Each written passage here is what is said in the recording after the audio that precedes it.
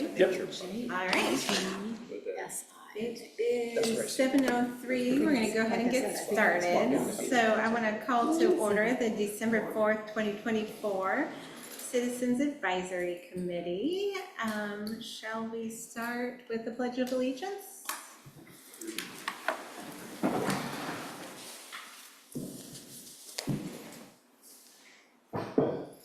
I pledge allegiance to the flag of the United States of America and to the republic for which it stands, one nation, under God, indivisible, with liberty and justice for all. One line. All right. We start with roll call. Alrighty. Committee Member Knight. Present. Committee Member Kester. Here. Chair Harrington. Here. Committee Member Minkoff. Here. Committee Member Terrell. Here. Vice Chair Barney. Here. Committee Member Castillo-White. Here. Committee Member Rizzo. Here. Committee Member Stephenson. Here. Committee Member Stevens. Here. And Jim is excused. So we are going to go ahead and start off with any public comment on non-agenda items. We have nobody here in the Kellogg room. Anybody on Zoom have any public comment on non-agenda items? Not seeing anybody come off mute, so we'll go ahead and close that. And we will move on to agenda item number 3, which is review and approval of our November 6, 2024 minutes. They're attached to the packet today. Anybody have any changes or amendments that need to happen to those?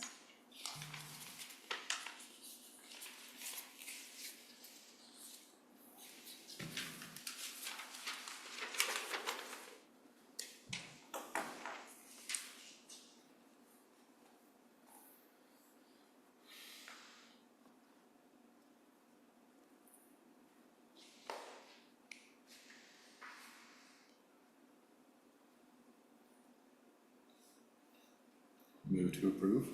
All right, anybody want a second? Second. Everybody in favor? Aye. Anybody in opposition? All right, thank you.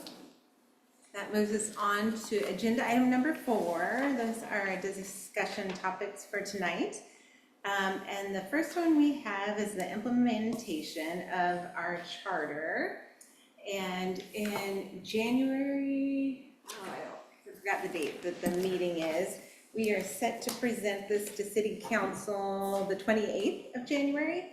And so I think yesterday Dakota sent out a PowerPoint that summarized kind of the changes that Adrian had made to the charter. And then I was hoping you guys had a chance to look at that and we could discuss any things that you thought we might want to modify before we take it before the council there.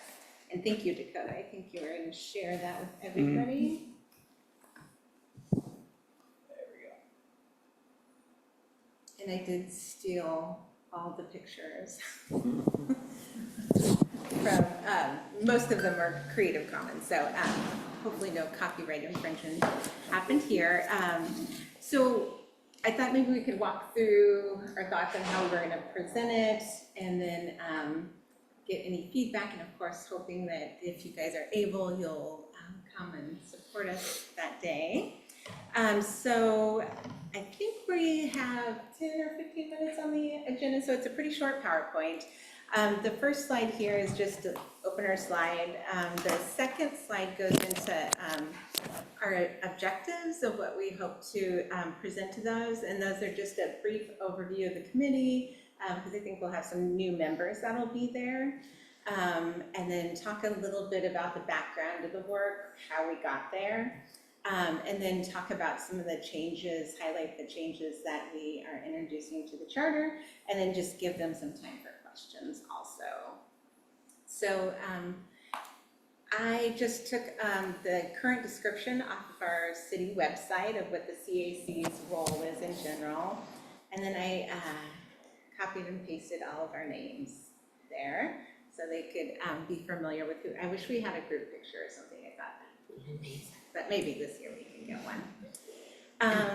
So this is just that brief introduction to our role for them, and then we will go on to the next slide, which will talk about the why. And that hopefully what we can highlight for them is that we looked at our role and what was coming to us, and we weren't getting much from council and from other committees. And so we really wanted to look at the scope of the work we should be doing. I think what else I heard from this group is how do we measure what we're doing and make sure that what we're doing is having some sort of an impact, and hopefully that's what we'll get from the changes to the charter. And then how do we communicate these items as members and as people come off the committee and people change? How do we keep this work moving forward? And hopefully this charter will support that so that this work doesn't have to keep happening over and over again. So then we'll talk a little bit about our months-long journey. And I was sitting, when I was putting this together, I can't remember, has it been about a year? Or how long have we been working on this now? Thereabouts, yeah. About that long, yeah. Like just over. Okay, And so it's been about 14 months or so. very long time. And then I put into it all the documents that we reviewed that brought us to the current version of the charter. And of course, the support we got from Dakota and Ray in giving all those documents and where to look for them. And then on our next slide, I'm hoping for the meeting, what we can bring them is, or what they'll have in their packet, is the draft charter that we have here. So they'll have that and look through it, hopefully. But the major changes that we hope to have with our charter are to annually have a review of what our citizens involvement program is and how we're doing, reaching out.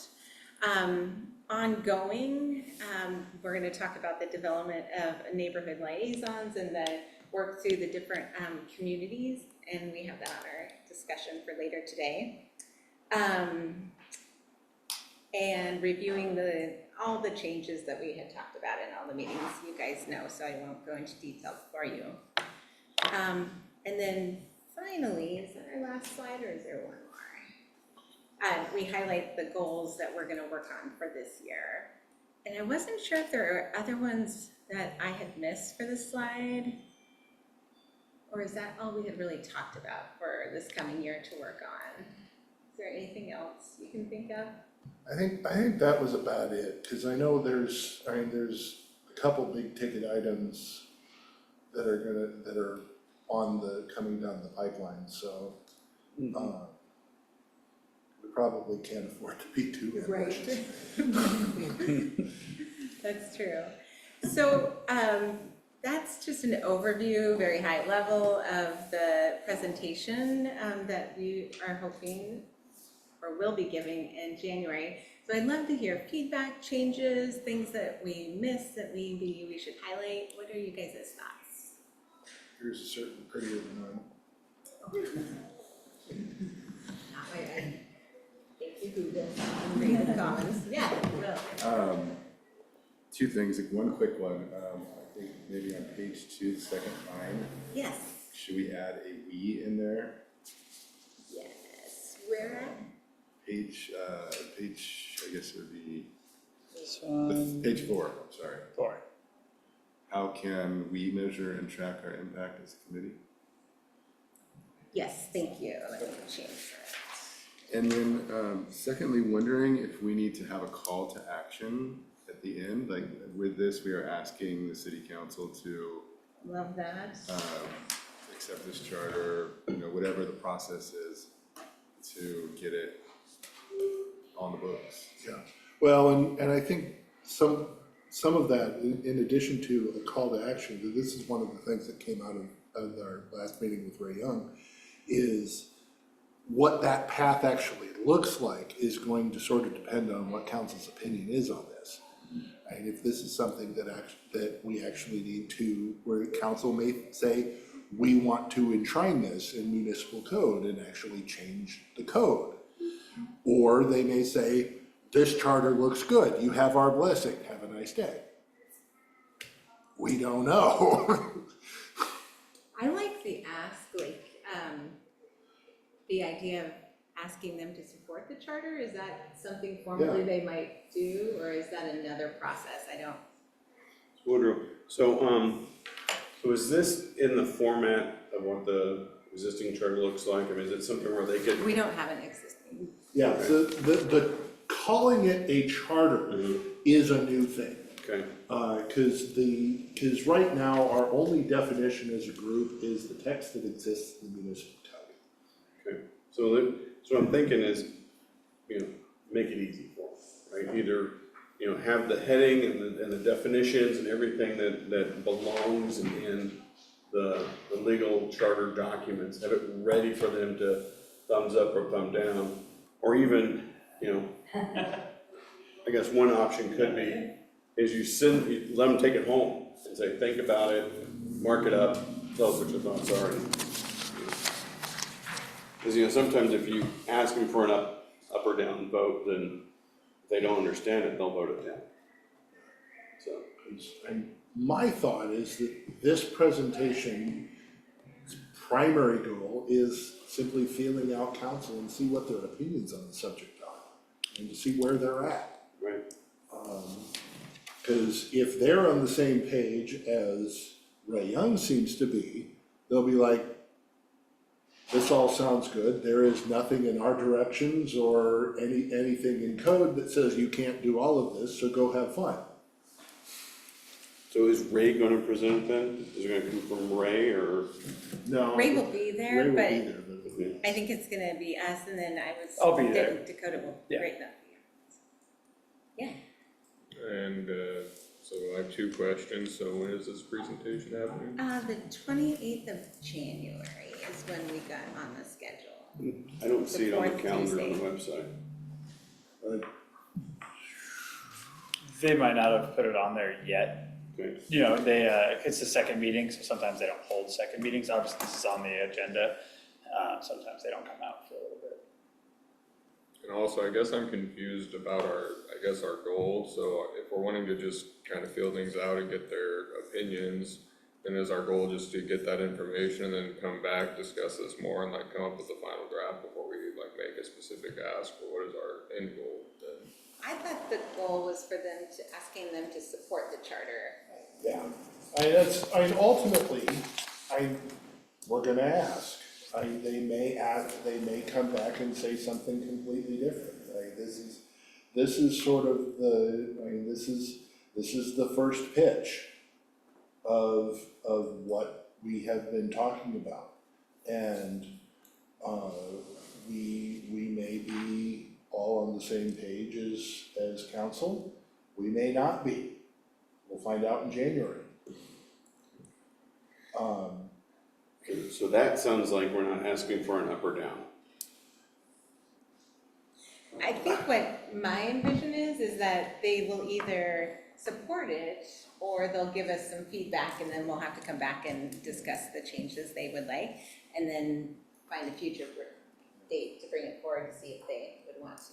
Yeah, I think part of the problem here. So we'll have to see now.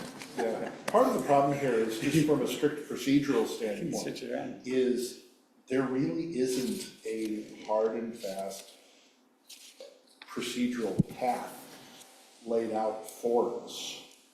Because if we were going to put forward a code amendment, there's distinct processes for that.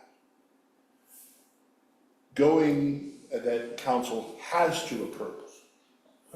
Going forward with this charter, having a charter document that is basically owned by us, it's not part of city code, technically.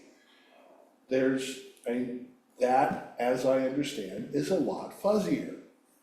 So we're looking for council's support but I don't necessarily think that we're asking for a hard and fast approval of this document here and now, if that makes sense.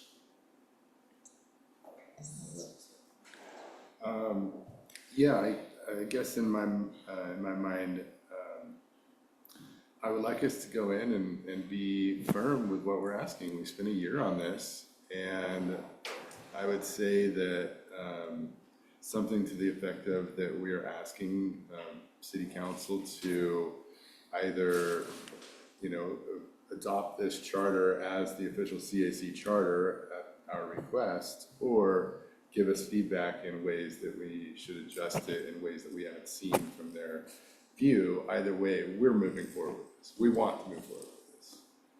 And I think that as long as we're wording it in a way that is saying, hey, this is important to us and we want this to be done, then we can be a little bit more firm in the direction that we'd like this meeting to go. And eventually, if it's not, sure, you guys are awesome, go for it. It's like, well, here's some things you didn't think about. Okay, well, let's take that back, reconsider, and then we'll represent. But either way, this is a year's worth of time. This is where we want to be. Yep, Shelby. Shelby, that's basically what I was saying. I think that we've worked hard. I think this is what we feel passionate about. This is what we see our role as. And we're just looking for their approvals that go for it. I mean, and if they see areas that we are overstepping the bound, I'm sure they'll point it out. But otherwise, I think we should be going positively, thinking that they're just gonna bless it. Yeah. So, yeah. Diane, my question, when does the new council start? I believe it's that first meeting in January, at their first meeting in January, which would be the 14th. Yeah, 14th, I believe. Just making sure that possibly if they get all this information in advance, so they have time to review and consider and see everything that we're asking, rather than just a presentation. If they can, that's just a suggestion, they have all the documentation. Yeah, it'll be part of the packet Okay, that they get a week prior to the meeting to review. okay, thank you. One on the note that committee member Stephenson had is there's a line in here that I was wondering a little more clarification might not hurt. Yeah. And it's also in the charter under land use, where it says the CAC shall meet whenever there is a land use matter requiring review. And you hit on that here, where it says review legislative amendments to city's comprehensive plan and land use not reviewed by other citizen committees. Can you clarify a little bit more on what the thought process was with that? Well, that text, I think, is straight out of the existing municipal code. Is it? Yeah, Okay, yeah, that has not changed. okay. I don't have it immediately in front of me, but my recollection is that is verbatim out of the municipal code. I wish I had your document that had the highlighted. Yeah, give me a second, I can find it. Perfect, thank you. Yeah. I was just gonna say, I think that implies that there are certain things like go to planning commission, we can't circumvent. Obviously, if there's stuff that they have enough lead time and then it makes sense for us to review, great, but we can't interfere with planning commission, because they are the citizen committee Yeah. that does that, so.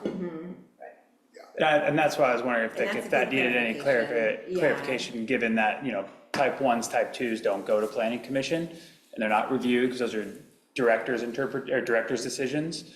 So those are done at a staff level, they don't move forward. Where like legislative or comp plan amendments or, development code, those are things that we would like feedback on before. Those are obviously go through planning commission and the council.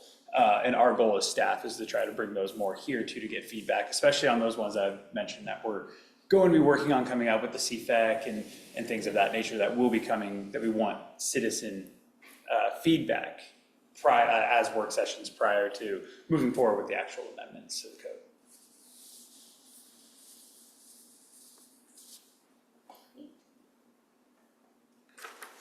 Any other feedback? Yes.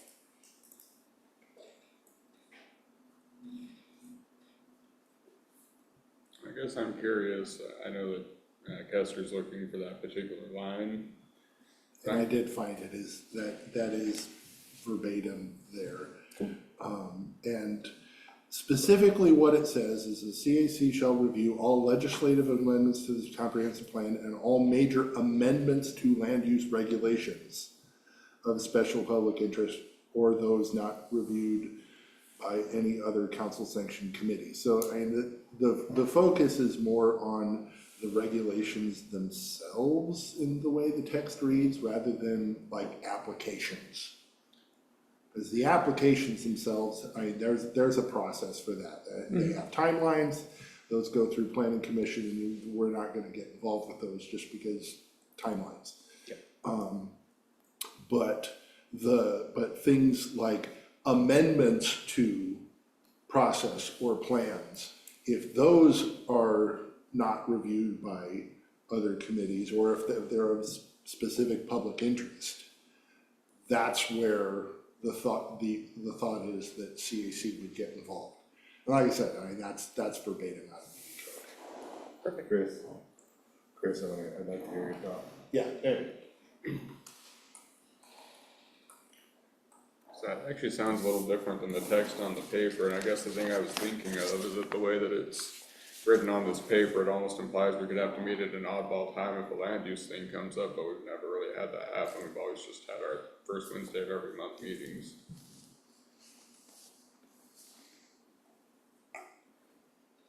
So I don't know if we need to change it or, I don't know. I did think that as I was reading it too. I was like, it does kind of sound that if there was something that did come up that was very urgent, we might be asked to meet at a different time. And I mean, I'm not opposed to that, I just want to clarify.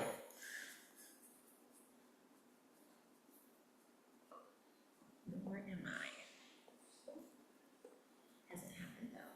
yeah, and I think that's where it would get into, where we potentially get involved with, things like code changes and process changes rather than individual applications, because those will have much longer timelines. Yes. And there would not be the time crunch to create the need for an out of cycle meeting. Exactly. Type 4 applications, like, there isn't necessarily a time frame, except for DLCD, where we have to notify them 30 days prior to the first hearing. You can do it earlier. But that's really the only time crunch that we have for type 4s, because type 4s are legislative. They're not set to have a specific timeline compared to type 1, type 2s, and type 3s, where those do have set timelines for a decision. Right, so I will add the call to action slide, asking for the support of them to adopt this as an official city charter. And the most important question I have regarding that, is there a certain Troutdale graphic, nice picture you would want for that? If it were to be adopted, if that's the path which we're all hoping for, it would be like this document that would be moved to Troutdale Charter letterhead, which Okay. I know they have, and we use specific letterhead for our stuff. I know the City Hall, they use specific. Oh, I meant for the slide. Oh, Oh, it's all of us I was doing like, this. it's all the same. That's a good question, yeah. I mean, I've always liked pictures like the one of the big archway down here. Oh, I like that. Yeah, maybe I'll see if I can find a little bit different one that I have in there. Yeah, let's do that.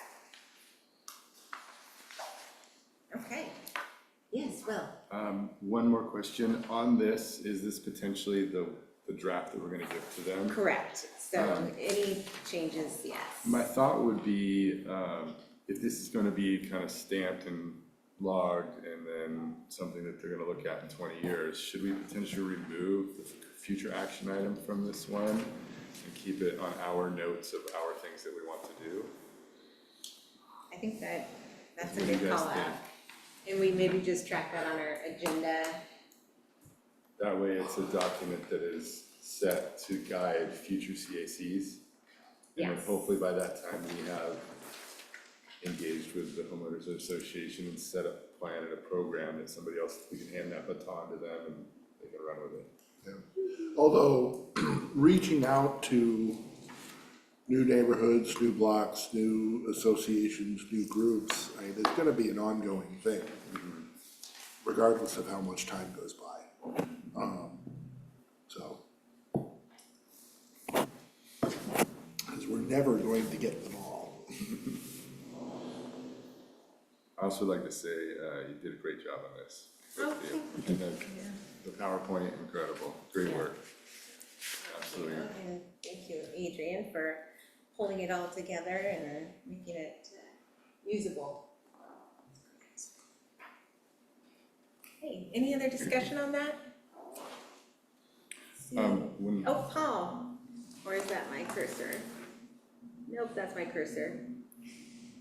Oh, yeah. one last question, during that presentation that you guys are gonna give at the beginning with the how we got here, is that gonna include some of that, like the University of Oregon paper stuff that, okay, cool, that'll really help lay it out, yeah.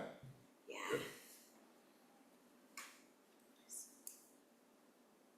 All right, I'm not seeing anybody with any further comments online. Could I just look at your printout of the slideshow real quick? Yeah, it's kind of small. I can pull it back up if you like. And then one last question, and it might be more for Dakota, or maybe Diane, you know, when they do that, they have this at the council, do they open up public comment after that? After our presentation? It depends how it's titled. Yeah, it depends on how it's titled. This, I don't believe something like this would have a public comment, because this is for them to deliberate, where it's a city charter, it's not making an amendment or changing or, so I don't believe so, but again, I'm not fully versed in that. It really depends on how it's written on there. And I think it's, there's a presentation for the proposal of a charter. I need to see what the agenda is. But I don't believe it would be opened up for a public comment. Okay. I The have a reason comment, okay, sorry, the reason I ask is because if I or anyone here was so moved to go in and want to also create comments or show support, when is our opening for that? You wanna take it?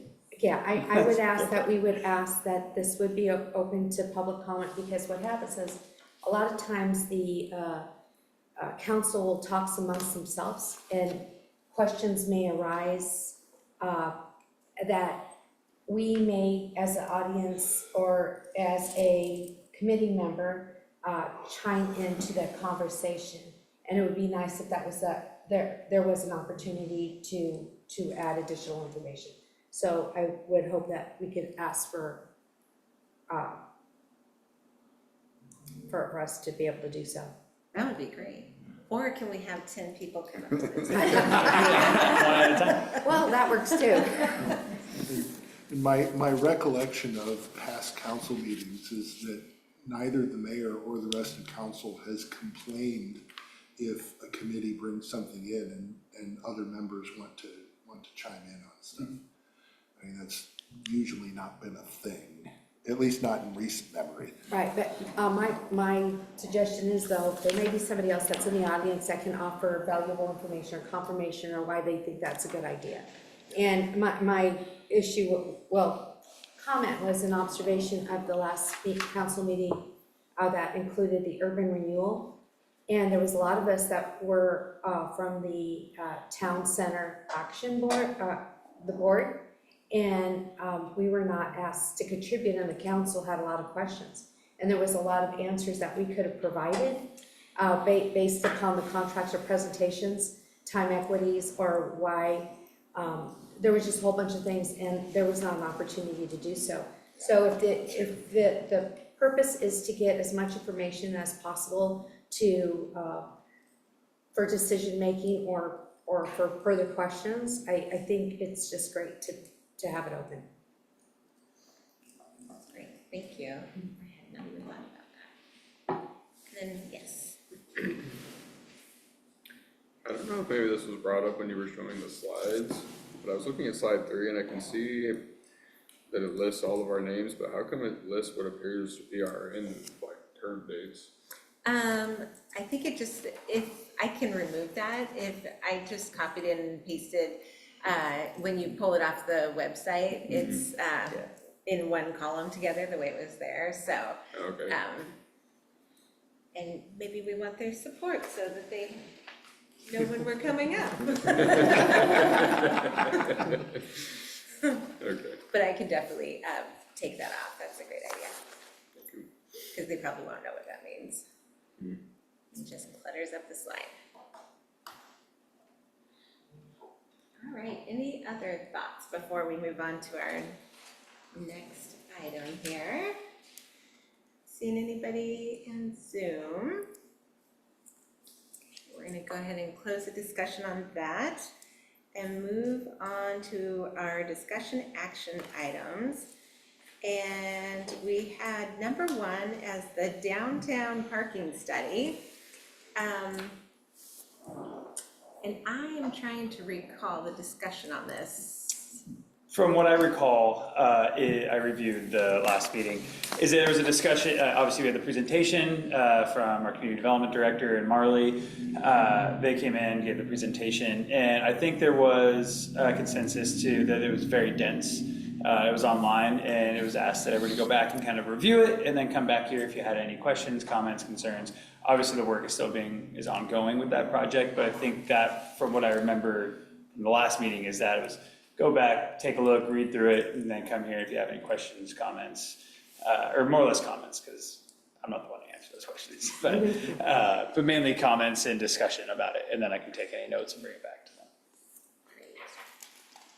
Sorry, I was absent last meeting, I apologize. So is the survey still open for people to complete it, or what do we mean by review? Is it the results is closed, or? They have results. I can pull it up and share this, the presentation. Yeah.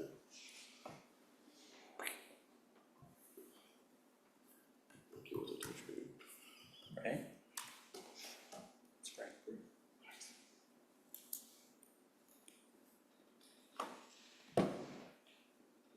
Okay, so this was the presentation that our community development director, Erica Palmer, and Marley Boxler have been working on. They presented this at the last meeting. I'm not going to go through every bit, but basically they've been working with consultant Kittleson on a downtown transit and parking feasibility study in our downtown area. So this is what I mean by our overall project, is that we're not, we still have work to do. We're not fully done yet, but the study and survey have been done. Now we're moving on to the next spot.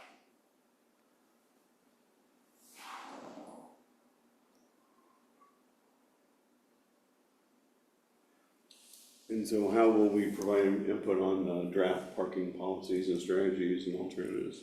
That's going to be work they're going to be coming back, because this all has to go through city council, and they'll probably come back here for more feedback prior, because the whole point is we want to create a management plan and we need citizen involvement. So that's why now the study was done with some numbers. It is a dense document that Kittleson helped us work on, that came here, gave the presentation, discuss, review, and I'll have to double check with their time frame with Marley and Erica on when they're planning on coming back for more information or comments, feedback. Again, I'm not fully involved in this project. It's a project that they're handling, so I'm not sure exactly what their time frame is for everything, other than the brief overview here on the screen. Okay, so Diane, I'm sorry. Yes. Okay, I have a question. In that project overview, did they talk to any of the businesses downtown? My concern is that, oh my gosh, is it Insomnia? Which coffee shop just closed in Gresham? Does anybody know what the name of it is? Oh, yes. Cafe Delirium? Cafe Delirium. Yes. Cafe Delirium closed after 22 years. My friend's Stark Street Espresso, open for 25 years, will be closing on the 29th of this month. Cafe Delirium did not give a notice. They just let people know the day of that they were no longer going to be in business. I try to get a little bit more information, informal, from Synergy across the street, is a good friend of mine. And they're thinking finances was part of it, and also just how long people stay there. My point is that I know with coffee shops, you have to have so many customers per hour. The other day I decided I wanted to try to give the Troutdale Cafe some business. And I go, okay, I've just got to stop there. I don't want to lose another coffee shop, a place for people to gather that's not opposed to alcohol, but it's a place where it's non-alcohol oriented, and people gather to communicate, to have informal meetings, et cetera, et cetera. And so I said, okay, I'm just going to make it a point to, I go, maybe if it's the other one, told everybody, hey, if everybody from Gresham just stopped at our coffee shop once every 2 months, if this is important to you, maybe they might have made it or not. Anyway, I tried to go to ours in Troutdale, there was no parking. So I go, bye-bye, and I just kept moving on. So I didn't give them my business. And I'm just really concerned because I think they're concerned for their business now. And just that rotation in the feet, how are you doing? How are you doing, like informal the businesses, and what do they see deficiencies in parking or whatever, how are they doing? Because the thing is, as we go more towards transit, like we begged for some of us on Town Center to have that as a parking area, and they go, well, hey, we're gonna be doing drones and this and that and the other thing, and there's gonna be all these advancements, and we've tried to say, hey, until there's those advancements, please, we need parking, even if half of it's paid for. So, and then that way we support it, and financially. And then later on, if we don't need it, then let's build the apartments then. And that just didn't take any it just didn't take any hold or some serious. And now we're here today with another, maybe 4 food carts at the end of the street with another pub that's gonna open. And I just care about our businesses, so as they try to restrict the way we get to transport ourselves to get to a location, there may not be anything to go to at the end of the day if we're not concerned about parking now.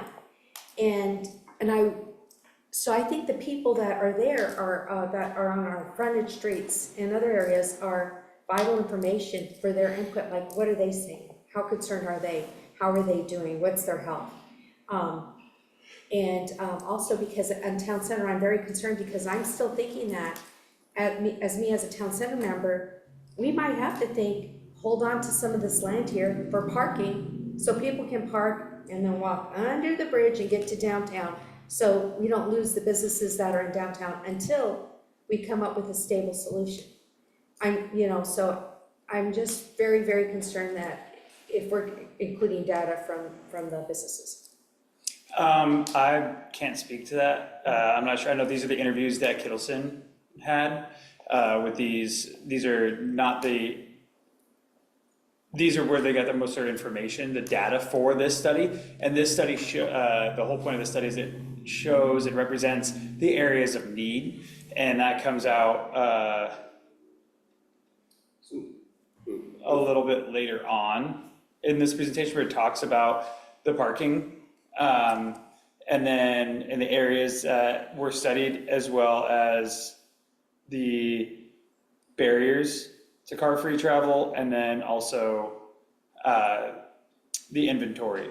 So they discussed this, so they know they identified this as an area of need, in these areas of need. Now the next step is to go on to try to create draft policies and plans. And I believe they're going back out then for public comment at that point, based on, hey, this is a draft plan, thoughts, comments, concerns, and then they go back, make edits and do it again, and so on and so forth. So I'm not sure if they've spoken to any downtown, because again, I'm not involved in this project, but I believe that's the next stage, now that they have the data. Okay, because just one last thing, the cost of doing business has increased as well, and that's then that adds an extra burden to the need of the visits per hour for the businesses. Thank you. Woodruff? Woodrow, I saw a screen, I just want to make sure I understood this correctly. You went back into the interviews, and there was one Troutdale business listed? Right? That, I don't, all those bullet points, there's one Troutdale business listed. And it's a drive-through. Is that right? These are, yeah, and again, these are based on And we gave them places of transit. 3 parking spots according to the MOU, right? I'm not sure. Yeah, Jonah was telling us about that at the Parks meeting, that he's been given the green light to pick out a vendor to do parking, paid parking at Glen Auto. So we've got a couple different things happening. Sorry, words are so hard for me sometimes.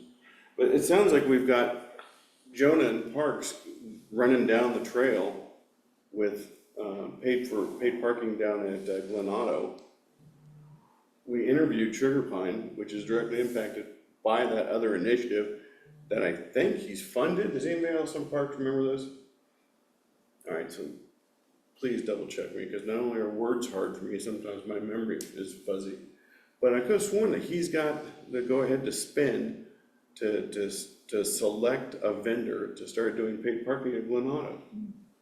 And I would we need to bring some people together in the different areas and make sure that we're not stepping on each other's toes and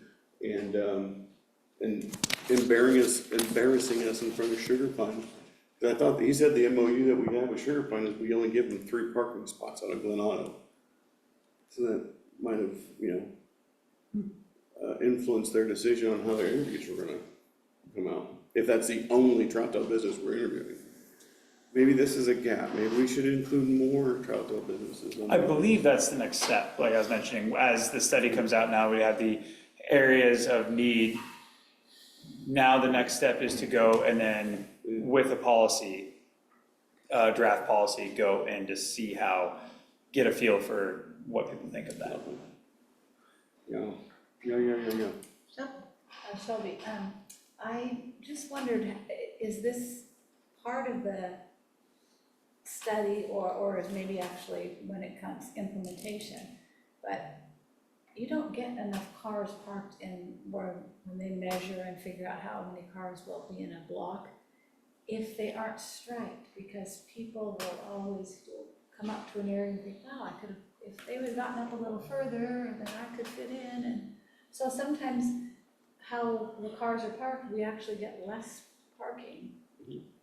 We would have more parking spots if it actually was striped on the road to keep people in. So I just didn't know if that couldn't help immediately already if you made some lines. I don't know. Sometimes it's fine, but sometimes. I think we brought this up when we talked about parking and with parks, but we've got 200 spaces of RV parking, right? And a visitor who wants to come spend money downtown, granted, we encourage them to walk from the RV park up to downtown. But if they don't, they're bringing a 4-door long bed pickup truck, okay? Because that's what usually pulls their trailer. And again, this is disposable income. They've got money to spend, and if they can't find a place to park, then they'll go on to Fairview, Wood Village, or Gresham to spend their money, right? So we tell them to come to Troutdale. The map of our RV park shows the places to go eat at in Troutdale. But if they've got a 4-door long bed pickup truck and they don't have a place to park it, keep on going. So. Well, and that in and of itself can cause additional headaches, because that same truck can, depending on how it is parked, especially if it's parallel parked on a street, can take up 3 spots. Cause there was, and I know this is not necessarily a city concern, but I was going to Safeway the other day, and there was the spots on their parking lot on the main drive-in where they've got the concrete bollards protecting the walkway. There was somebody who had their pickup truck there with a nice long hitch on it and taking up almost a full half of the drive path. And so people had to really go into the opposite lane of traffic just to get around this truck. And so having parking, I guess my point of all of that is having parking spaces doesn't necessarily do us a whole lot of good if we don't have the diversity of parking spaces to be able to handle the different vehicle types. And also the consideration of the people driving those vehicle types actually using the ones that are appropriate for their vehicle. I don't know how many times I've driven over to Troutdale Station and have somebody in a Ford Expedition or something parked in a compact spot when there is an actual truck-sized spot 20 feet away. May I chime in here? It's Kevin Minkoff. Dakota, how much of the new state mandates have been incorporated into these slides and this discussion? I'm not sure how that was put in, because again, I'm not working on this parking study. So I'm not entirely sure how that's taken into effect. Because all of this will change in fairly short order, I guess within the next 6 months or so. Not necessarily. It's the fact that we still need parking downtown will never change. What's going to change by next June is the amount of required parking for a new development. So that's separate. That's a separate thing. And just because we may not be able to require a number of parking spaces for a certain type of development does not mean that a developer, could not provide those parking spaces. But doesn't the 30-minute walking to those bus lines, that does change the downtown It parking? just new development. We're not removing any parking. Parking still, we still need parking. It's for any new development. If say they're putting in an apartment complex, we can't require them if they are within that, I think it's half mile as a crow flies. We can't require them to put in what our current standards are. Got it. Thank you. Mm-hmm.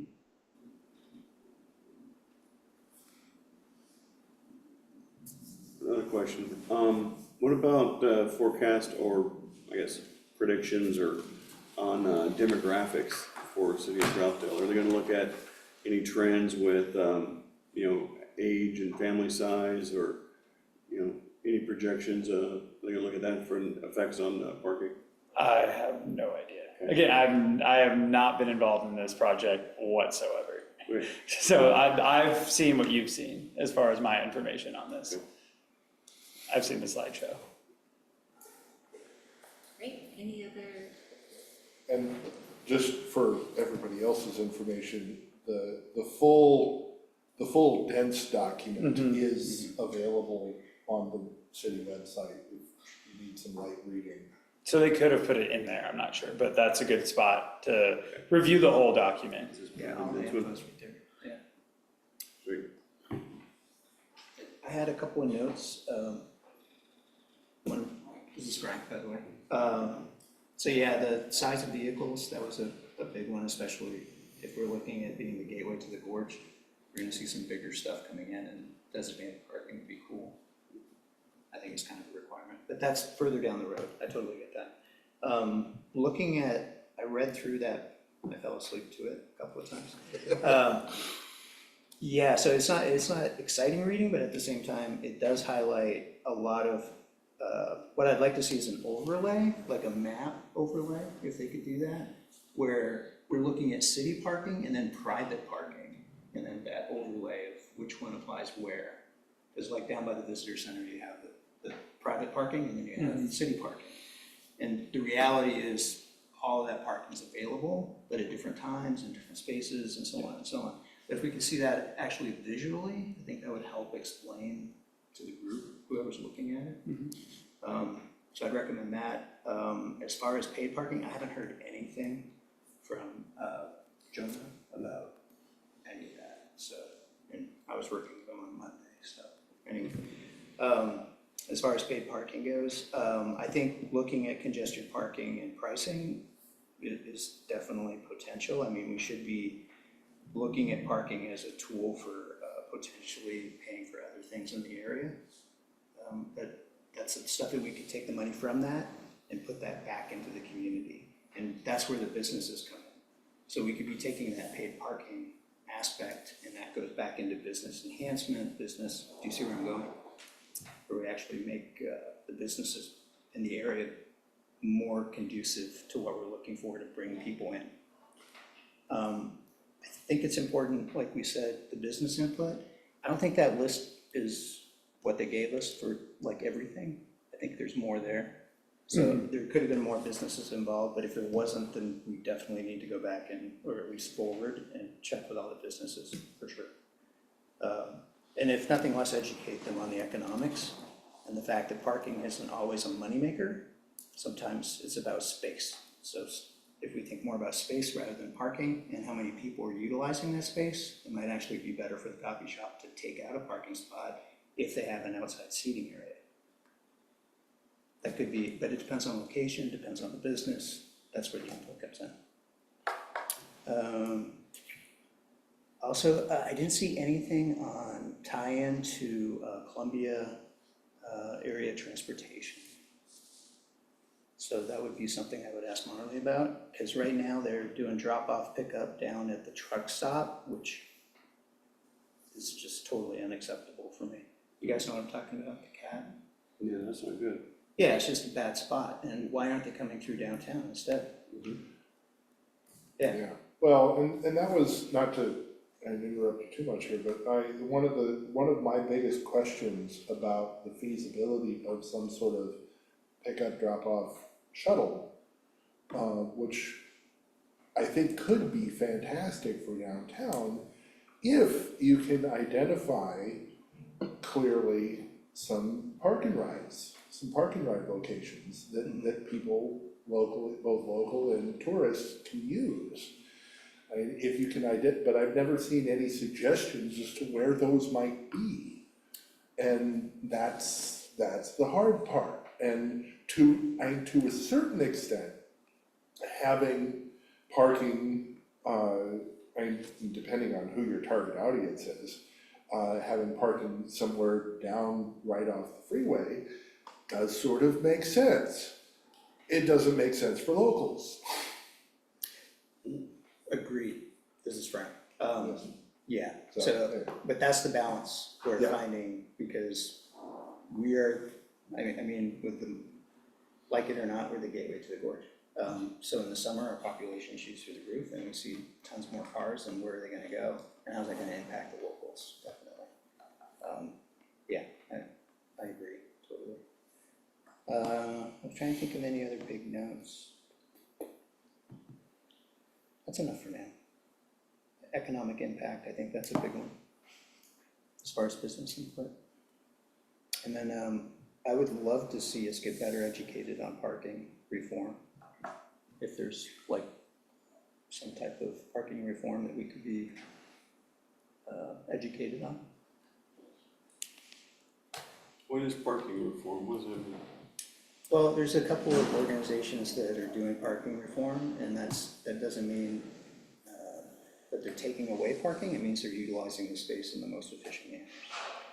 So I think getting educated on that would be useful. A lot of that has come up in and around the whole CFAC discussion. Yeah, so. C-Fact? Climate-friendly, Equitable equity, communities. communities. Yeah. Which is the changes that Kevin alluded to, that are coming in June. There's a bunch of state mandated stuff that there will be code changes that are resulting out of that. Climate-friendly, equitable communities. Is there another letter I'm missing? No, CFEC. climate-friendly, equitable communities. We'll be Okay. going into that in more detail. And you look that up online and you go down a very, very deep rabbit hole very, very quickly. Yeah, it's nice to have a subject matter expert explain it to us, that would be nice. Will she be coming back to do an update, once they get to the next phase on the parking surveys? Yes. To get more input from Yes. us? Okay, great. And I'm just reviewing the parking study, and for those thinking about the future demand, attachment A is future parking demand, and that's located in the parking survey final. Attachment A talks all about that. It's on page 20, 24, so there's 4 pages that talk about the future demand and findings.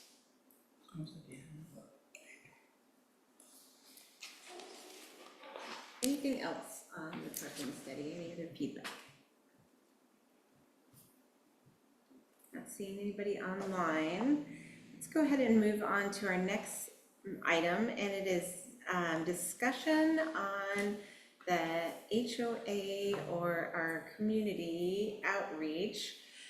And I was wondering, Dakota, for this conversation, in talking with Ray, he had mentioned that there is a document somewhere that the city has that has a list of the current associations that are out there. Do you remember him saying that? He did say that, and I think he even dropped your name attached to it. That's a really good question. That question's come up a number of times. No idea. Okay. I know the planning division used to have that, and then it went down to City Hall. And I'm not aware if it's still being, this is years before I started.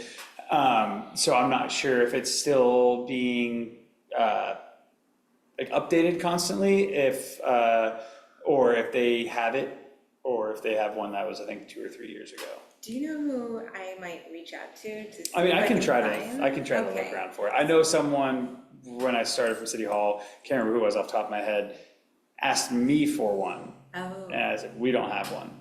And then that's when I went back over to them, so. I can check and see if I can Even find if the it's list. outdated, it'd be great to have a starting place, and then we can see, is this person even still alive, depending on how old it is. And so that we have kind of at least some kind of blueprint. Or at least just a starting point, a starting list of contacts of people that we could be talking to. So, yes. This is Frank. So I've done some research on this, and then I was helping out with parks at the dog park up at Columbia. And actually, one of the ladies walking her dogs is on the Cherry Park Homeowners Association, so I had a chance to meet with her. So yeah, I know of at least 2. There's one at Beaver Creek and one at Cherry Park. I tried pulling up the search mode on the Troutdale website to pull up that listing. There are no neighborhood associations, these are homeowner associations. You guys are aware of the difference, right? Yes. Okay. That's a different flavor than neighborhood associations for sure. Cherry Park is big, it's like 200 people, or 200 houses, excuse me. So that whole area on the other side of Columbia, basically, and then part of it going in with Columbia Park. So if you would like me to reach out, I can do that. I think her name was Carol. I got her contact info, but. That would be good. Because I think it'd be interesting to look at that, and then for us to talk about kind of the objective of once we do reach out, what would we like to know? Would we like them to maybe come talk a little bit about their association, any issues, things that are going well? What are you guys' thoughts on what would the contact be, and what would we like to gather from them? Yeah, for me, it's Sigrid. Just a starting point of, because if we can start to reach out to the homeowners associations, at least the ones that we know about, we can start getting a feel for what the coverage is. Like how much of the city are we reaching? How active is the association? I mean, how active are the association members? Because not every HOA is built equally. Some are far more active, some have an active core, but not an active membership. Some have an active core that actually makes the membership abhor them, and you hear all the horror stories about HOAs online. But just getting an idea of, if we talk to these people, who are we reaching and how many? And then seeing what other low-hanging fruit that we can possibly have out there. The big apartment blocks. Yeah. I mean, they have management companies. Some of them probably also have associations. Also, I do know that there are several of the a couple of the HOAs that are not owned and run by the residents. They're owned by corporations and companies out of, I believe there's one out of Portland, there's another one out of, I think Salem. So then, because we've had to get a hold of them for certain reasons and we can't get a hold of anybody at those. So they don't have a board? They have a board, you can't reach out to them, you need to just go to their meeting when they have it. For the apartments or for the? For certain HOAs that we've reached out, we've had to, the code enforcement officers had to try to get hold of them a couple of times. And I'm not familiar with the HOA structure in Oregon, but usually there has to be, an attorney on record and they're licensed. So there should be a central repository of all the HOAs, but I'm worried that it would reflect their officiant's, work address, like Schiller and James, attorney at law, is the registered person for an HOA, so it'll have their address, not somebody at Troutdale. So we could look at it from that perspective, see which ones are licensed and whatever repository was, but that's all I have to say. Dakota, what, sorry, No, go Will, ahead. please Go go. ahead. No, go ahead. Okay, so I think maybe I'm a little behind on this one. So the reaching out to the homeowners associations is an attempt to increase citizen involvement. Is that one? So it's one idea of how to do that. Okay. Yeah. Second comment would be, will we also, as a group, take time to kind of do a program review and kind of create a baseline of where we are at now? What are our ways that the city currently, encourages citizen participation? And then at some point also include the neighborhood associations in a bigger plan, a bigger idea of as that maybe be one bullet point and hopefully many of different ideas that we would push forward. Because I think for my, the way I kind of have envisioned it would be, let's collect all the data, let's put it on the table and see what we got on the map, see what we have. All right, where are we winning, where are we losing? How many, data point, interactions are we getting today? Then creating a baseline from which we then continue to use ideas like this to keep pushing that, to hopefully get the data set to show improvements over the years. So I love the idea, and I think that's a huge part of what we want to do, but maybe we should also have a little more of a framework or a structure from which we can build from, and an understanding of how do we know how we're doing with it, and how do we know if we're improving, trending up, or trending down, and how it's working with citizen involvement.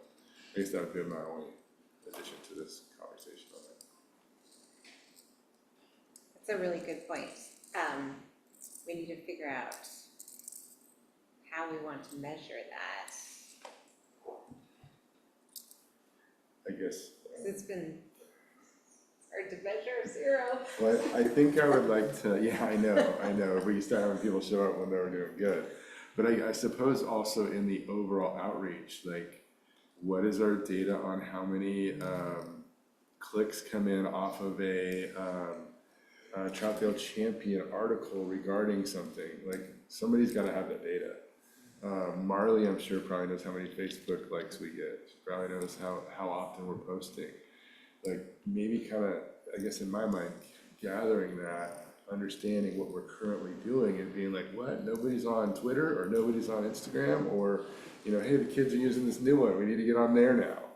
you know, and so that, as part of that citizen development program, we have somebody kind of help him look for ideas and discuss concepts, or like, you know, we do need to have a booth at every, you know, summer event, or just kind of creating the framework and a groundwork from which to build from, and then, you know, hopefully you see data trending in a direction we wish it to, where eventually we have hit the right buttons, we have talked to the right places, we have, maybe the homeowners association is the key to get, you know, more citizen involvement.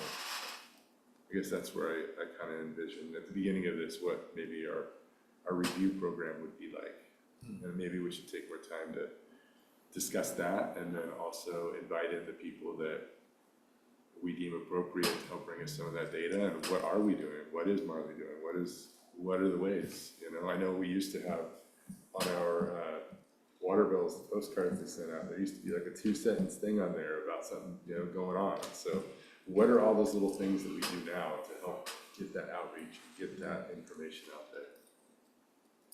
I like that. And definitely, do you think Marley might be open to talking to us a little bit about it? Just some of the ways currently we're gathering that data. And I think also that some of our other committees, it'll be, I know our Public Safety Equity Advisory Committee has been doing a survey on safety, and so that's some public outreach also, and you've gotten quite a few responses and are still working on that, so there might be some ability for this group to, you know, align with some of the work the other committees are doing also. The other thing that struck me, knowing that it's just homeowners associations and not more neighborhood, is that really kind of gets us to one demographic, and I just think of the diversity of our community in a way that we can ensure that we are having equitable outreach to all the community. So that might be something we have to think about also, if it's just very specific to HOAs. So something else to mull over. That's actually one of the other reasons why I kind of called out some of the big apartment blocks as possibly being another low-hanging fruit where there may be a contact point. Because you're right. I mean, if one of our big outreach points is HOAs, I mean, we are focused on homeowners, which is definitely a group we want to reach out to, but there is also the significant rental population, and we also know from our existing notification processes that many of the notices that we send out on land use applications do go primarily towards property owners. And property renters and leasers and sublets and all of that other thing are oftentimes just sort of left out of the loop. So, so yeah, definitely things to consider. Yes. Woodrow, there's also a third leg to the stool, right? We got the homeowners, we got the residents, but also the businesses. And I think we really need to make sure that we're doing an appropriate level of outreach to our small businesses, either, you know, working at home people or licensed at home, or even just, you know, renting from a landowner here, a property owner in downtown. I think that's another key constituent that we need to make sure we're speaking to. And, you know, she brought that up before I did, so.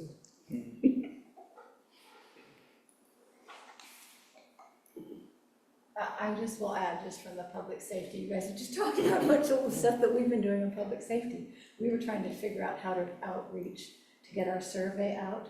So yes, we contacted apartments, and some were receptive, that they would post or they would email their residents, others no way, but you can post something by the mailboxes, and others just keep ghosting. So, I mean, I've just run into all sorts of different things. So we also talked about, for the survey, also including businesses. So again, we wanted the perspective of business owners too, from how they feel about public safety. So it's all good outreach. This is just right along the lines of all of these committees want more citizen involvement. We really want to hear from our citizens and know.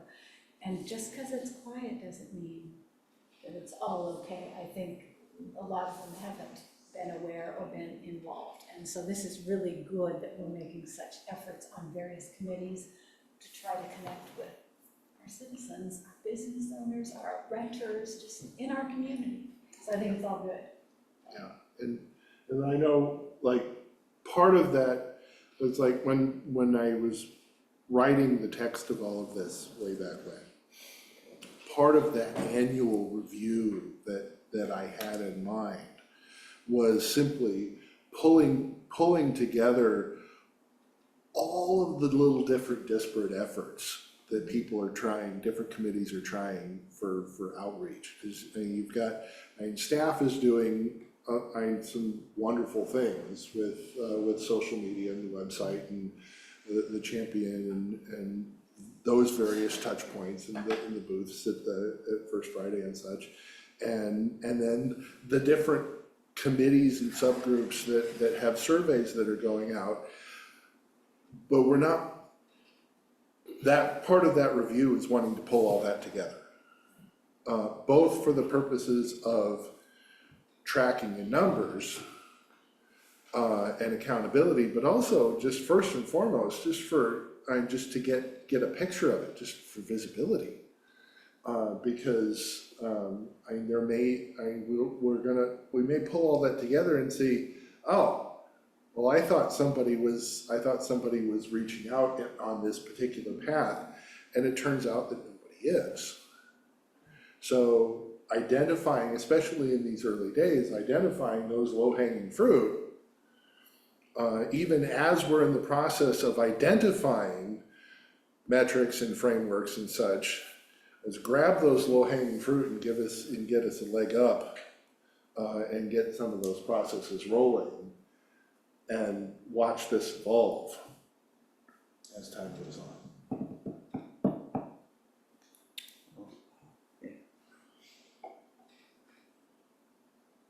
Someday, maybe we'll actually use those chairs.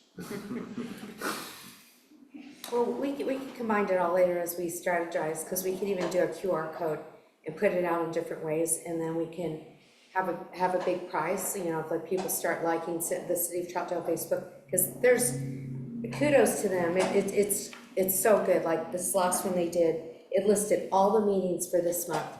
My only comment would be is that if in big letters they would put and your opportunity to speak at CAC or council meetings at the very beginning, so people know they don't have to sit through the whole thing. And then if they have something to say, because I'm really a big proponent of our town halls used to be amazing, and we haven't been doing a town hall for years.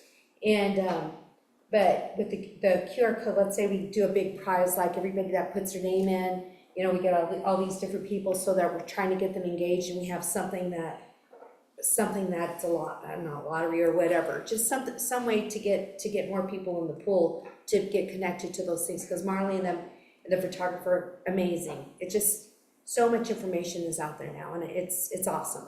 But how do we get them to, like you said, the numbers? You're concerned about the numbers, who's engaging, what's going on. But if we could kind of have some big event that they're rewarded also, but that leads up to a year of trying to get those engagements up with a nice prize, and maybe a town hall, so they could meet the committees, here, and then we could have something fun. And then that way, us committees can meet the other committees, and we all have our little section or whatever, like let people say what they want to say. We have our boards, what's important to you, and then the different committees gathering a little bit of information, whatever information they're wanting to do. But I don't know, there could be something fun down the road that we could do with that. When was the last time one of those was done? The town hall? Yeah. A handful of years, but it was we'd fill up the whole place would be full. But the thing is that we don't have a lot of drama right now. that used to be standing room only, whether it was here or the other place, which is kind of good. But at the same time, there's a lot of things going on, that'd be nice to get their input, and they're not used to giving their input. That's why I'm saying, like, when they posted on Facebook, it's the second one down on the City of Troutdale, the upcoming 3 meetings and the dates and the times, big letters. We gladly accept public comment at the beginning of the very beginning of the meetings, to come in and just, what's on your mind? Just to get them in here and just not be afraid to, just kind of get involved, get a foot in. Make that. Any other thoughts? I think, I don't know how you guys feel, but keeping this one on the agenda each time, because I think we're gonna need some time to kind of formulate a strategy and a structure around this. Hopefully it won't take us a year, but I think just a little bit more time to really suss out kind of how we can do that, and then if we could get Marley to come and talk to us a little bit about the data that they're pulling, we could think then about our other committees we're on, and some other data that we might be able to just have as kind of our starting point of what we want to monitor ongoing on how our outreach is going. Should we change that to, instead of, the HOA, we can just change it to program, like outreach program? That sounds good. Discussion, like a discussion Yeah. on our outreach program, so we can continue, that'll stay on there, similar to how we had for the role, where it's, Yeah, we're gonna work on that. Yeah. We're gonna build that program and go from there. Find out how we wanna do it, but what's the strategy for it, and then go Yep. next steps as we build on that approach. because it's gonna be an ongoing thing, it's gonna evolve as time goes on, as we start getting data back and as we see or don't see results from that, we're possibly gonna shift gears a little. So, see how things go. You have your hand up. I did have a comment. It's kind of about this, but it goes back to the presentation. Yeah. I was noticing, so we talked about taking it off here before it goes to the council, but I noticed that it is mentioned here in this slide, and I wonder if it should be there too. Oh, I think he's talking on this year's goals. Oh, yeah, so maybe changing the wording there to outreach program instead of the HOA, is that what It's you're just- suggesting? I guess it just seemed weird to me that it's on the slide if we're taking it off of the document. I think the slide is more, the slides are more wanting to give the council a feel for what we want to do, both short-term and long-term. And the charter itself is gonna be more of a longer-term doc.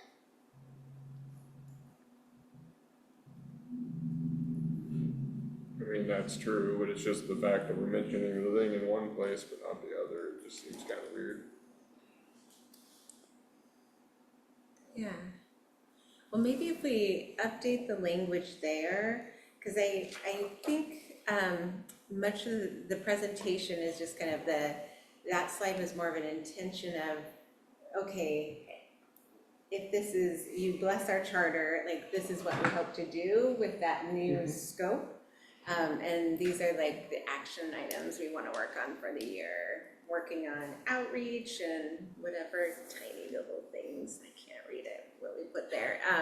The comprehensive land use plan and the hopefully assignments from them, Yeah.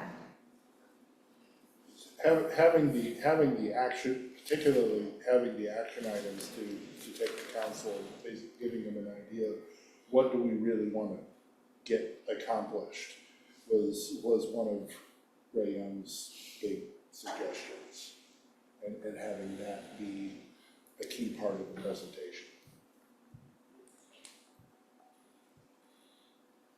Good catch though on the language, and I will do that. I was just gonna say, do you think,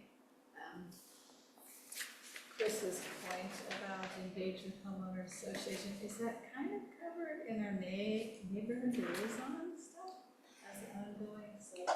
Or that you just could remove it, because it's, Yeah, I see. I mean, what it and says. that's, the yeah, liaison language was kind of used very intentionally to cover all those bases. Yes, okay. Is whether it's an HOA or whether someday we actually get neighborhood associations, or it's some other community group that wants to be a contact point with us and with the city.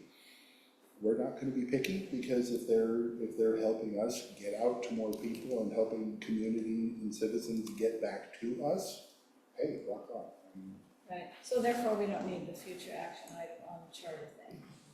Right? It's already covered. No, we're removing Yeah, that. cross that out.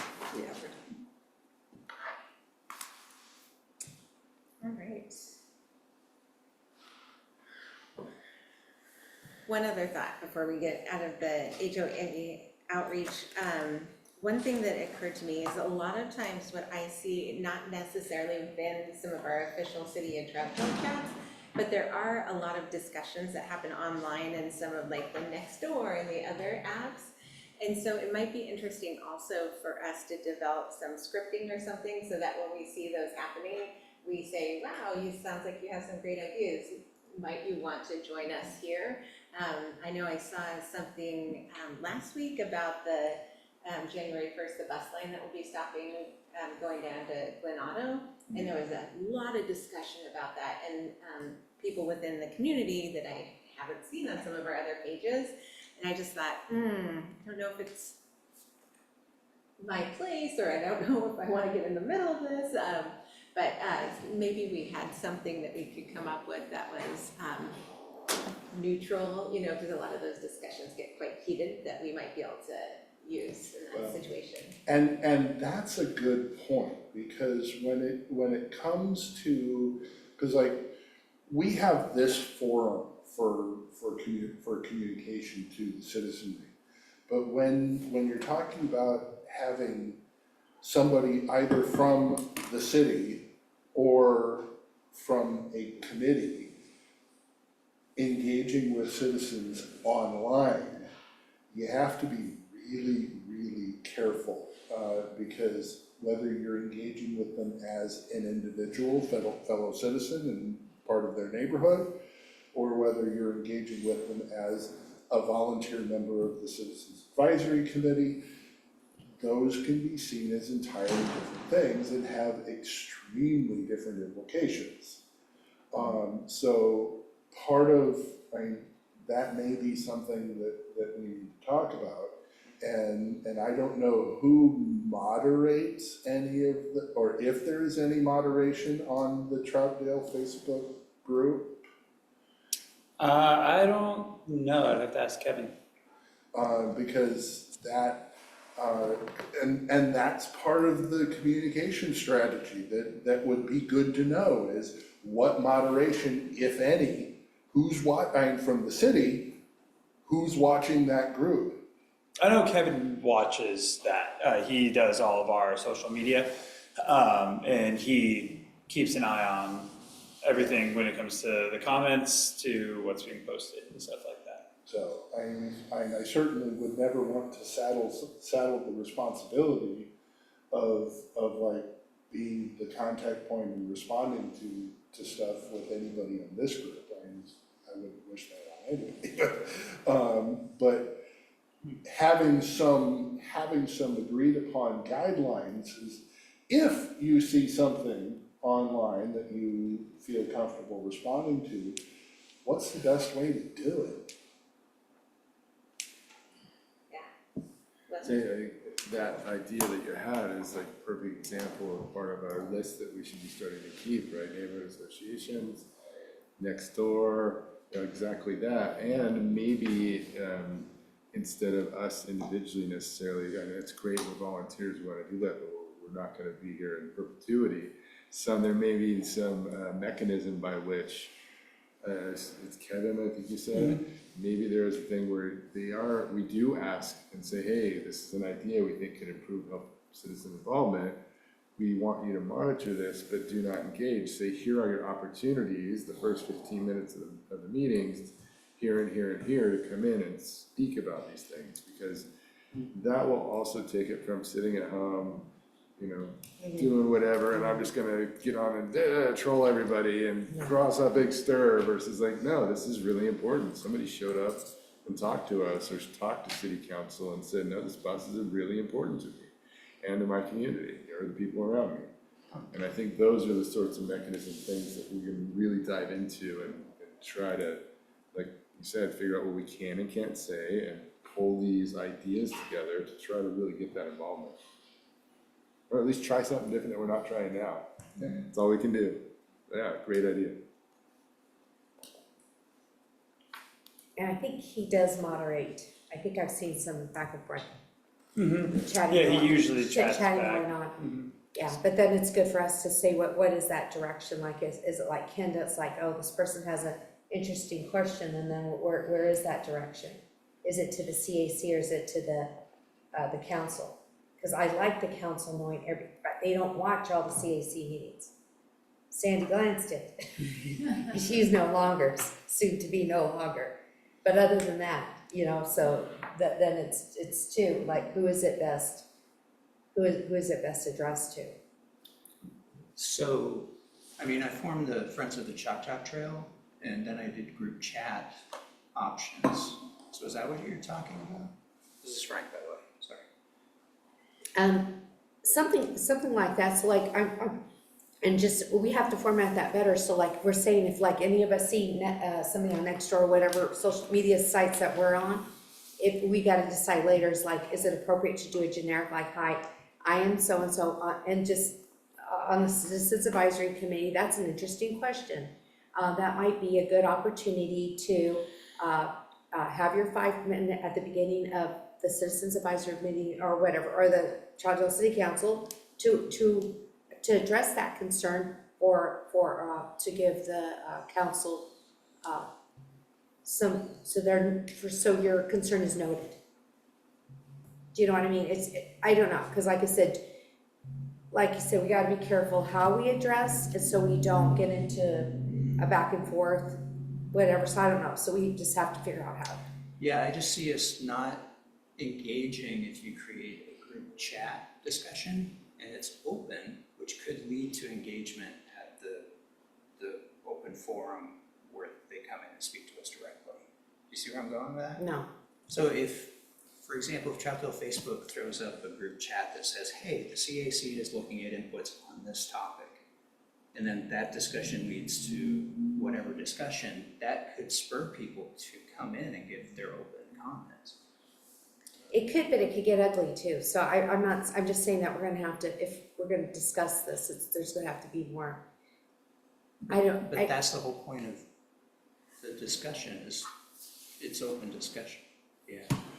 Yeah, I think part of what we're trying to foster here is getting people aware, especially at a first stage, getting people aware that they absolutely can come in and talk to us and talk to city council. I think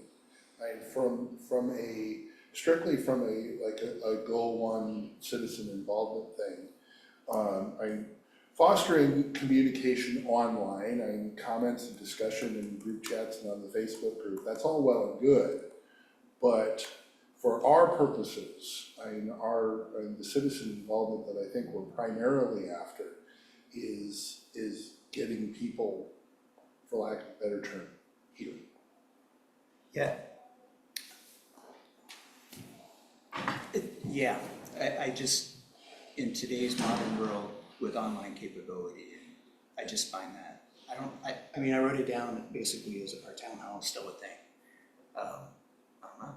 Yeah, well, and they absolutely are, right? I would love to see more town halls. Anyway, add it to the list. Yeah. So, so I'm in a group chat with other Alliance model RV owners, right? And what I've seen is, somebody goes, hey, listen, I'm new to this and I don't know how to winterize my RV. And then you get trolls that like, oh, well, completely bad information. They just, dump that stuff on there. And then somebody from the manufacturer will chime in and say, here, this is the exact right way to do it.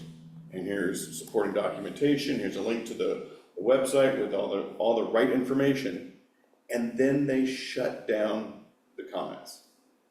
It's like, this is the way the manufacturer, and they host this group. And so, the troll stuff's out there, but people generally kind of say, yeah, don't listen, don't listen, don't listen. And then you'll see, the one guy I seen, his name is Bill.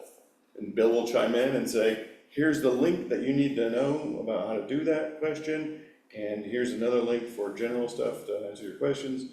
If you have any other questions, direct message. And then boom, comments are turned off. It's no need for any other comments at all. I don't know if there's any way that, the city of Troutdale can do something like that, so that someone, the authoritative voice, can come in and say, that's a great comment, and we need to route this to this group here. Shut it off. So Kevin's the editor, so. And that's moderation, right? Yeah. And that's like one of the sort of ancillary example is, so with some of the convention outreach stuff that I've gotten involved in, we have very intentionally not gone down some popular avenues for public outreach, simply because nobody in the organization has the bandwidth to be able to properly moderate it. And we know that we're potentially losing people that way. But we also know that having public space that is either unattended or unmoderated is profoundly dangerous. Both for the people who are trying to use it and also for the organization. So. Yeah, this is Diane. Ed, some of the, we loved Troutdale, that was very active back in the day. And then there'd be a lot of chats going on, and there was a lot of disinformation. And so that's why, I'm talking about later on, if we just set, if we agree that if we happen to see it, that we just have a script, and then we just say, this is my opinion, and then it just, I don't know, but like I said, we figure out how just to be helpful as a citizen that cares, because we got in a group, then to also have an opinion and to chime in, and then we're, say, lead them to something, because, yeah, a lot of it is just that's not true, and then the other people chime in stuff, and it's just, it's unfruitful and unbeneficial, but again, freedom of speech, okay, but, I think this has kind of gotten all of our creative juices flowing on this topic. I'd love to add this to the next agenda meeting, and maybe we table it for the rest of the evening and put it on there. And maybe this next month, whenever our next meeting is, I don't know, we do all take some time to look at the Facebook and the Instagram and what other things that are out there, and come up with some different ideas, and then have a more robust conversation about it. Also, what might be really helpful would be to ask Marley, Dakota, whoever has the resources, what are all the things that we have going right now? Kevin. From Champion to, could we put something in the water bill again? They're coming in an envelope now. We got a whole second side of the page we could print something on if we wanted, Let's get all those things in ways that we are getting out to the citizens, and then let's start that list, and then let's start talking about how we can improve upon that list, is what I might suggest. Mike, thank you for summarizing that. All right, well, let's go ahead and move on then to our item number 5, communications. Alrighty. I want to start by making sure everybody knows Windy Wonderland is this weekend, Friday through Sunday. I believe the tree lighting will be Friday, just in time for the rain to come back. Oh, maybe it starts Friday. Sunday is the Sunday is the tree lighting. Is the tree lighting? Yeah, backwards. But it is going on all weekend long. So make sure you go check that out. A couple updates on the application I talked about last time. The code amendment, the omnibus code amendment is going city council for adoption next week. We aren't anticipating anything to be a big hiccup there, so that should be, we should hopefully get that adopted at that meeting. The Halstead project for the townhome, or the apartment/townhomes, I guess, whatever you want to call them, above 257th was approved at last planning commission. The applicant worked from feedback with planning commission and worked with our staff to come to an agreeable plan, so they have approval.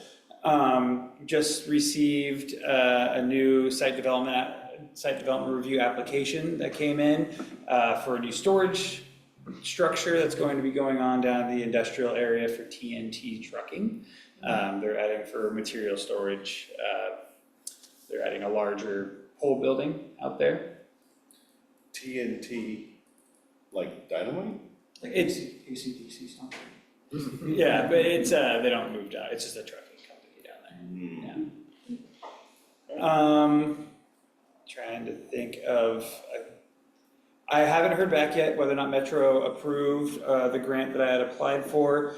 Like I mentioned before, it seemed like everything was a go, it just had to approve, they had to approve it at their council meeting.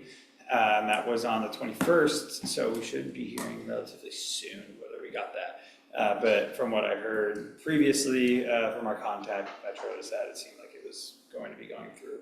And like I mentioned before, so when that comes in, we have CFET coming next year that has to be done by June. This grant, if we receive it, that starts at the beginning of the year. We have to get it done within 1 calendar year. So that will be, that's for design standards along the Halsey corridor. So that will be feedback here, a lot of work sessions with planning commission, another code amendment that will be going for approval. Code amendment, we have a lot of code amendments coming in the next year. So those will be keeping most of my time, keep me busy most of the time. We do need to discuss our next meeting. It does fall on the 1st of January, which we are not here. So I guess the question comes, would we like to reschedule that or cancel the January meeting? Are there any other meetings on that Wednesday that we would be fighting for the space, or? The following Wednesday is planning commission, And then Parks, the next one. and then Parks is the 15th. And then we're going to city council on the 28th. I'm not sure, is anybody here on the HLC? I know they're meeting. Do you know? I could ask Nick too. Thursday, is that third Thursday? It's the 3rd Thursday, correct? I don't know. Look. So maybe the 16th. 16th or 23rd. Fourth Thursday is usually TCAB, isn't it? Because then if TCAB's meeting, then I think they're the 4th, which would be the 23rd. So basically that would push us out to the 22nd, which is a week and a half before our meeting in February. Historic landmarks are I think they're Thursdays. Yeah, so that'd be the 16th. And then HLC is the 23rd.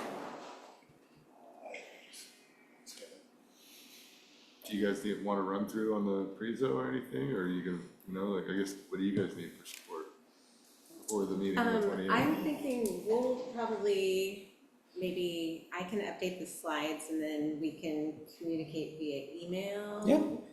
To see who wants to do what part, but I don't know if the rest of the committee, are you guys comfortable with that, or do you wanna see them again? I'm asking what you guys need from us. I know. I am also happy to, if I receive them, send them out for feedback to everybody too. It's fine to you. January 28th might just be a good meeting date for us. We just all show Yeah, up we here just show and up then here. in support, instead of having I a. love that idea. I agree, yeah. I'm good with that. Okay. So we'll cancel our regular meeting, but we'll all be here on the 28th. Consider the 28th. Yep, consider the 28th our meeting. In the line. In the line, yeah. Line up. Okay. And I don't, I'll add these changes for our next agenda. I'll make sure that we have this, we can come in to discuss. And since this is a council meeting, what time do those happen? Same time, 7 o'clock. Yep, all of our meetings, as far as I know, start at 7. 7 to 10 is when we have the room for. So in February agenda, we'll be picking up where we're leaving off. Where we left off today. You guys will be able to help bring that info in. Awesome. Yep, I'll reach out to, oh, actually, thank you for reminding me. While we were discussing, Marley actually reached out to me. It's like her ears must have been burning. And I let her know that there were some questions regarding the parking study. She said that they will be coming back for another presentation here with some recommended suggestions when they get to that point, like I was mentioning, that next step. And then she recommended, or she offered that what if we invite business owners here when they're planning on doing that to come to this meeting and hear the presentation and then provide feedback, which I thought would be a great idea as well. So when they are ready for that, we'll figure out how, I'll know ahead of time, a month, so we can discuss at one meeting, how we like to kind of do that, whether we should post it on our social media, way that we can get the downtown business, whether it's handing out a pamphlet, hey, come to this meeting if you would like to provide feedback on the parking study. But she mentioned that'd be a great call, because usually this is where they're still working on it when they're here, that's where things that can get the most change. Because by the time it gets to planning commission, it's a little bit further along where the changes aren't as massive. Here's where there's more change available. So yeah, I think that was great. Thanks for saying her name, because that reminded me. She just messaged me, so I told her to stop working.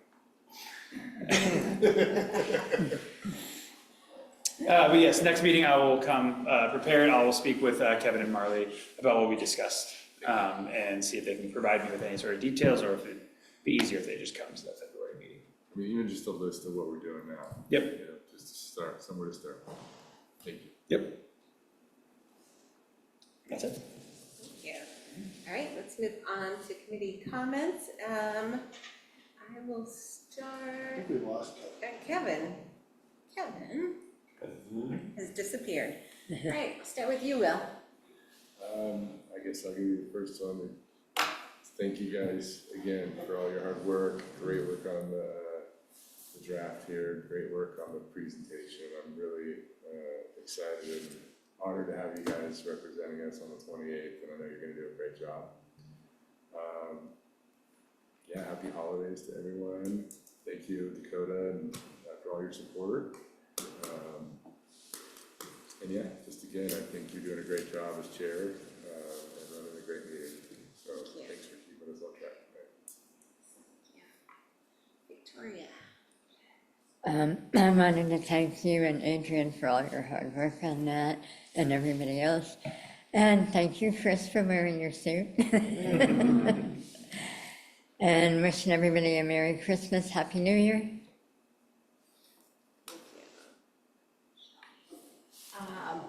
So just tell me, show of hands, did you guys all see the public survey on your water bill?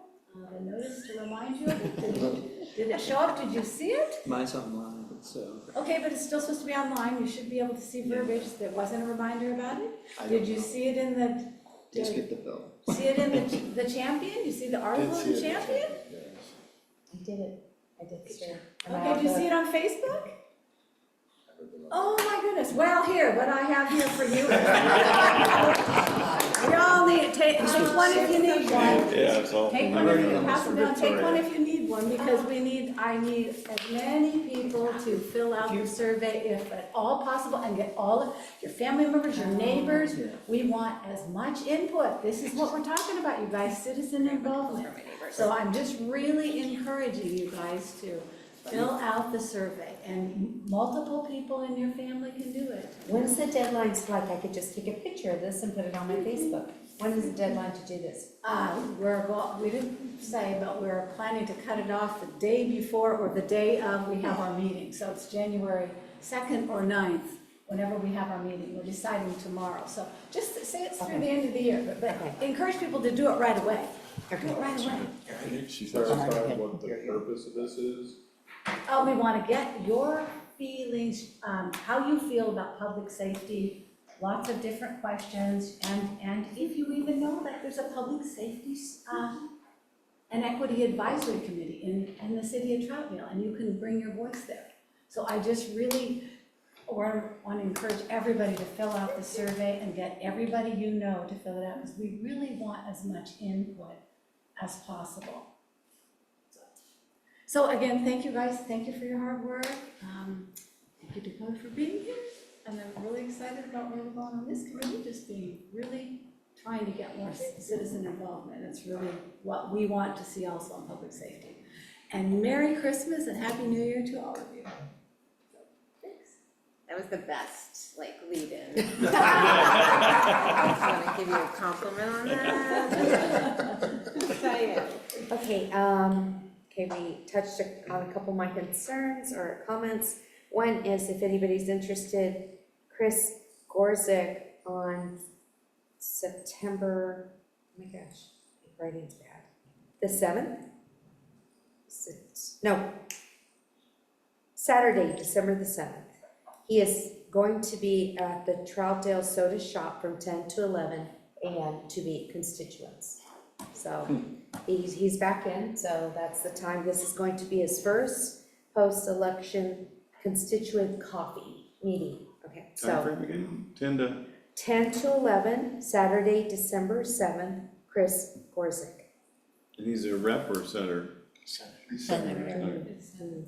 He was from Troutdale. I think he lives in Gresham now, but he was a city councilor in Troutdale many years ago. So it's just good to get to know those people and voice your concerns, and yes, nice guy. Let's see, when will committees have an application opportunity again? For the terms?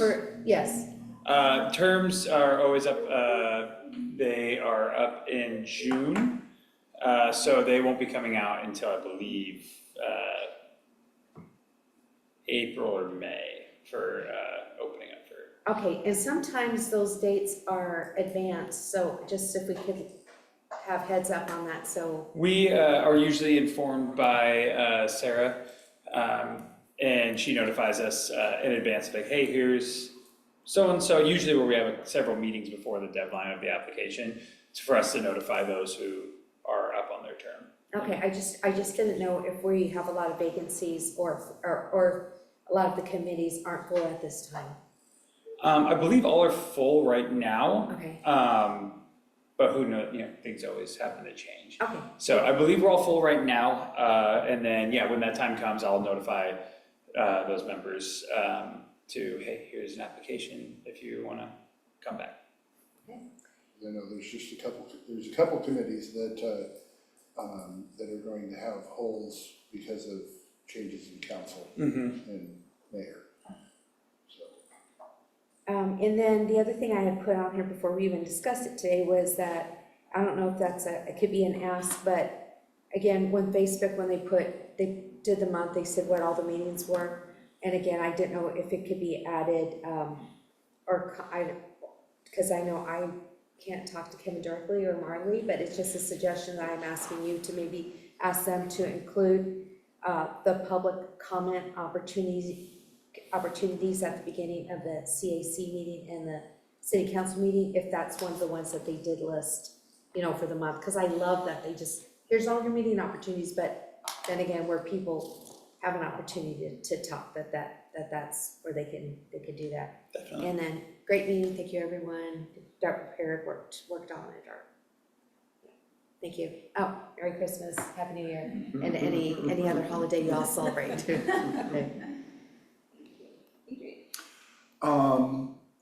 One question that came up, that I heard from a few people, a few weeks ago was, the timing of when the champion goes out. Because, what sparked this was the attendance at the city cleanup day in November, was, over at Public Works, was really light. Because normally that's advertised in the Champion, but the Champion didn't actually hit mailboxes until after that day had passed. So, maybe, if there's anything that can be done to make sure that the November, December, or right, the 2-month Champion window, especially for the purposes of events, that the Champion actually goes out ahead of that. It's a little tough, I will say, because we have one person who does the Champion. Everybody submits articles or things they would like to add to it, and she works on it. And it is with those 2 months, because she does have a full other job that she's doing the whole time. So she gets a little bogged down with a lot of work right before. So that is something that we've noticed too, like, oh, if there's an event that falls in the time period between the Champion, we just have to make sure that we it's in the one previous, because they're not going to be able to speed up the Champion. It's a bi-monthly newspaper, and so we just have to make sure. I think it's more of a shout out to our other departments. If you are going to have an event or something that you would like people to know about, make sure it's in the Champion previous. So if the Champion's coming out on, said date and your event is previous, make sure that you have it out 2 months, like that you let them know 2 months in advance, which is something that we're trying to make sure that we notify Kelly of, but it doesn't always happen that way. But unfortunately, we can't speed up the Champion for, make it like a monthly type thing. There just isn't enough bandwidth to get it done, unfortunately. So, but anyway, so that was the thing, because I know usually those cleanup days, people are lined up all the way down 4th Street, and I had to double check to make sure it was actually happening that day, because there was no line of cars. So anyways, that was the only thing I was really questioning. But yeah, other than that, excellent discussion tonight, y'all, and happy holiday season, and stay warm, don't blow away, kite flying is not recommended this season, but yeah. Thank you. Chris?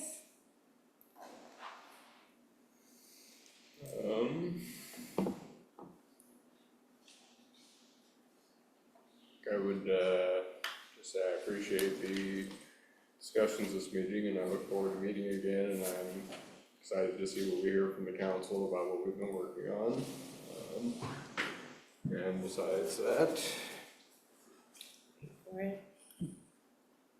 want to say Merry Christmas. Unfortunately, like, this part's working, but the whole thing's supposed to do with it. That makes it even better. And Happy New Year as well. Wait, what was that you said? Just look a little nervous when you're fishing around your dragon like that. I have the same thought. Woodrow? Sorry I missed last week, or last month, I was sleeping. I have no excuse.